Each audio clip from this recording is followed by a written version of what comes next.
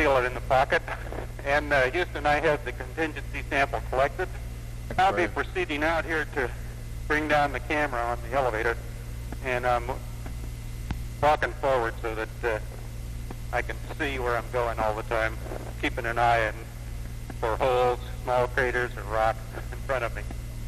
Okay, you all set up there? That's right. Coming down.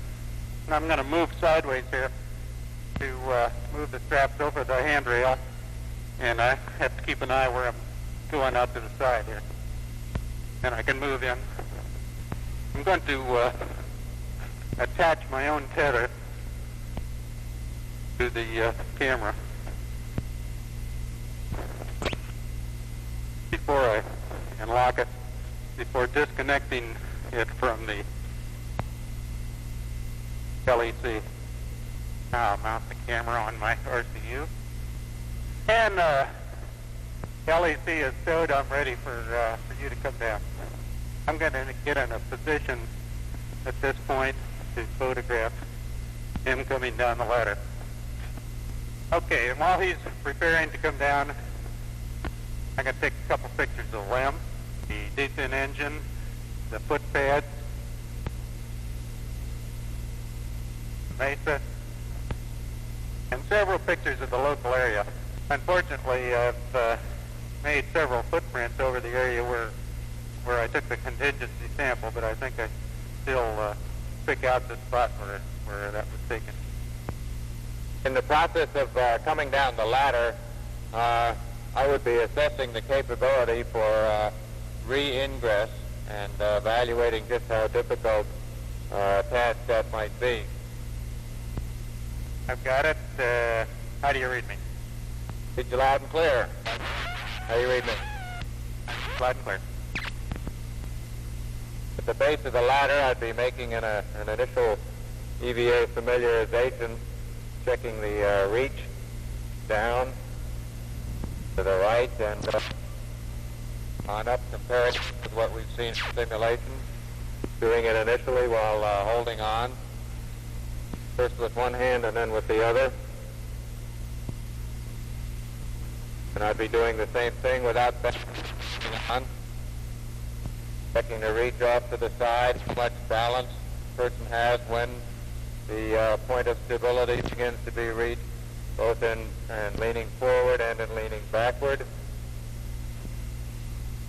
Evaluating the effects of the inertia of the large backpack with the surface of rather poor traction. And Houston, I'm about to move the TV off the Mesa. Okay, can you help me with pulling out the cord now? Right. I'll check the temperature on that. Roger, the temperature is reading cold. TV camera is indicating cold. The strap here allows me to move the Mesa up and down depending on the exact level that the LEM is standing on the surface. But the table erected and the solar wind is off the Mesa. Houston, at the LMP, we've got the solar wind deployed. Get the stereo clear, bud. And it seemed to penetrate into the surface rather easily up to a depth of about 6 or 8 inches. It looked like it probably would have gone considerably further. However, the bottom of the shade probably would have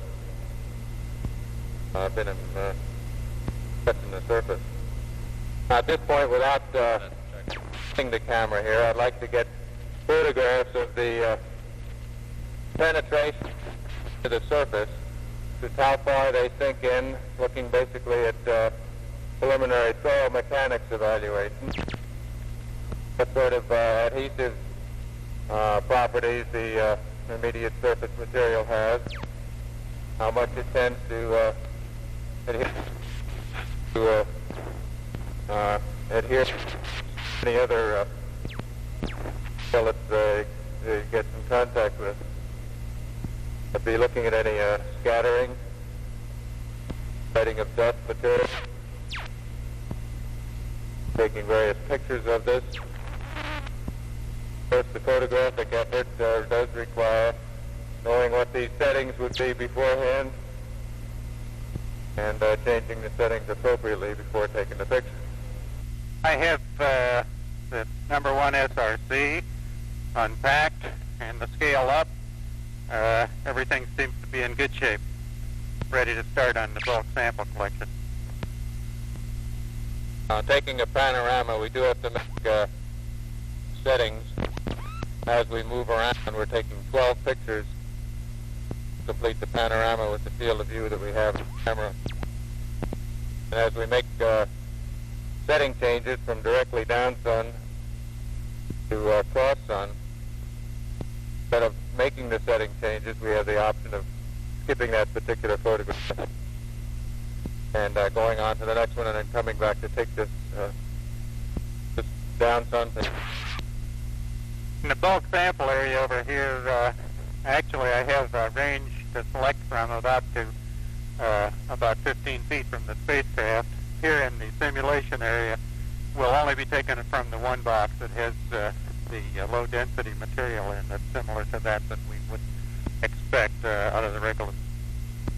Next task that I'd have is to move over into the Quad 1 region, make a initial inspection of the LEM area. A series of photographs that are taken include one up at the ascent stage. I'd be looking at the thruster quadrant, evaluating any effective thruster impingement from Quad 1 onto the descent stage. How's the sample coming, Neil? Just about complete. I have a full amount, 30 pounds even. It's an easy job as putting this packing in the box. Very easy job without a suit on, but with the gloves, it's very hard to get all the little corners poked in right without disturbing the seal. It's going to be a little bit higher in the center. High in the center. I'll be following behind Buzz here. We always stay, although we're doing different jobs frequently, we're always close enough so that one can help the other if he needs assistance or needs a visual check of whether his foot is tangled up in something, or to check and see if something on his suit or backpack is in the wrong position. Starting at the SEQ bay, I'll be taking that second panorama 120 degrees away from the one he took. Okay, I'm pulling the feather out now from the side of the SEQ bay. I removed the thermal cover, and I'm about to pull the white tether to open up the door. Looks to be all in good shape. Now, for thermal reasons, later on we will want to close this door, so I'd be putting the straps over the secondary. In the event that the LEM is tipped over this way, there is a piece of Velcro up here that could be used to keep the door from swinging out and covering up the two compartments. Now, both of the experiments slide out on these booms. There are automatic deployment mechanisms. Boom hangs up in some fashion. We do have a capability of manually deploying either the passive seismic experiment or the LR2. Now this package that I have would be pointed generally south, being west, the sun back over there. I'd orient it so that this direction is generally south. I can do a certain amount of maneuvering around after I get some of the pins out and the various retaining places unlocked. It's the LR cube, of course, points at the Earth, and so we'll be pointing the Earth about 30 degrees off the vertical up here, and so I'm positioning myself to deploy it in the proper position. Now, one of the problems that I've noticed in the past, if this locking lever here doesn't fold down, and occasionally it is not done that way, so one of these solar panels will deploy. That's one of the things I'd be looking for. Lean this over.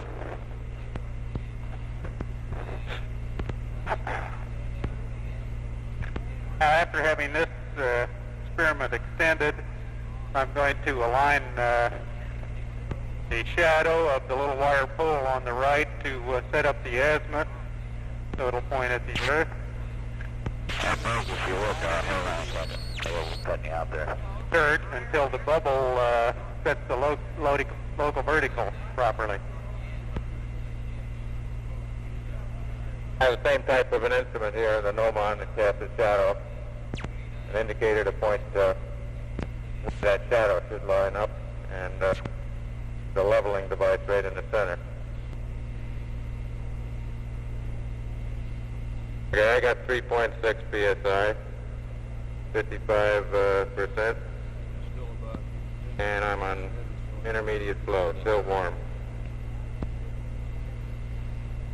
Right, you understand. We're reading you a little out temperature here. No problem. Just take it easy. You're still running as the time one.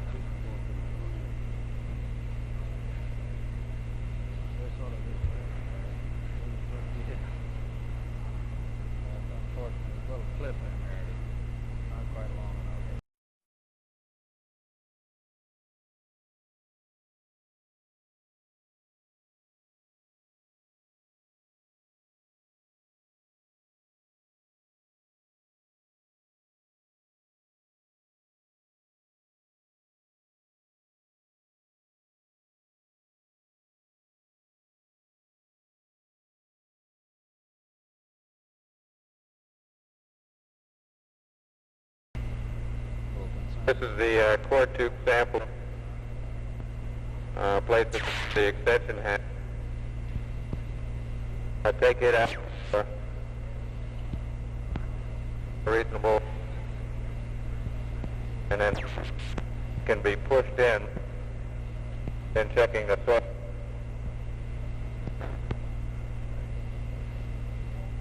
And if it's impossible to get it down deep enough, why not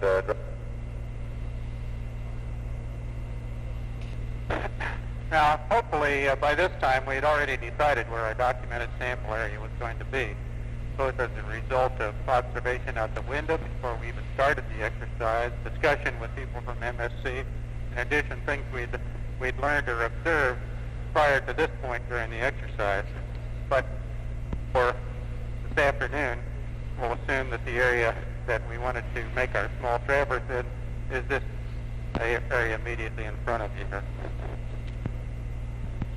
All right, we'll assume that this general area would be the first one that we'd be interested in.